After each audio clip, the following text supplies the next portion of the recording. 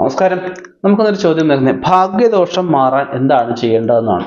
ഒരാൾക്ക് ഭാഗ്യദോഷം എപ്പോഴും ഉണ്ടാകുന്നത് ഭാഗ്യകാരകനായിട്ട് നമ്മുടെ ജാതകത്തിൽ പറയുന്നത് ഒരാളുടെ ജാതകത്തിൽ 9ാം ഭാവമാണ് നമുക്ക് ഭാഗ്യസ്ഥാനം, 11ാം ഭാവം ലാഭസ്ഥാനമായിട്ടാണ് പറയുന്നത്. ജാതകത്തിൽ 9ാം ഭാവാധിപൻ 9ാം ഭാവം ദൃഷ്ടി ചെയ്യുന്ന മറ്റു ഗ്രഹങ്ങൾ, വ്യാഴത്തിൻ്റെ സ്ഥിതി, ഇതൊക്കെ നമ്മൾ പരിഗണിക്കേണ്ടതായിട്ടുണ്ട്. ഇതൊക്കെ പരിഗണിച്ചിട്ട് നമുക്ക് ഭാഗ്യദോഷത്തിനുള്ള കാരണം കണ്ടുപിടിച്ച് ശരിയായ രീതിയിൽ പ്രതിവിധി ചെയ്യുകയാണ് നമുക്ക് ശരിക്കും പറഞ്ഞാൽ ആവശ്യം. അപ്പം അത് നല്ലൊരു ജ്യോതിഷനെ സമീപിക്കുക. നമുക്ക് തൽക്കാല പ്രതിവിധി എന്ന രീതിയിൽ നമുക്ക് ഭാഗ്യദോഷം മാറാനായിട്ട് മഹാവിഷ്ണു ക്ഷേത്രത്തിൽ പതിവായിട്ടൊരു 11 വ്യാഴാഴ്ച അല്ലെങ്കിൽ 9 വ്യാഴാഴ്ച വ്രതം എടുക്കുക. ഒരിക്കലും ഉച്ചയ്ക്ക് ചോറുണ്ണാം, രാവിലെയും വൈകിട്ടും ഒന്നും കഴിക്കാതെ വ്രതം എടുക്കുക. ആരോഗ്യ പ്രശ്നങ്ങളുള്ളവരാണെങ്കിൽ ഫ്രൂട്ട്സോ അല്ലെങ്കിൽ ഗോതമ്പിൻ്റെ പലഹാരങ്ങളോ എല്ലാം കഴിച്ചിട്ട് നമുക്ക് ഈ വ്രതം എടുക്കാവുന്നതാണ്.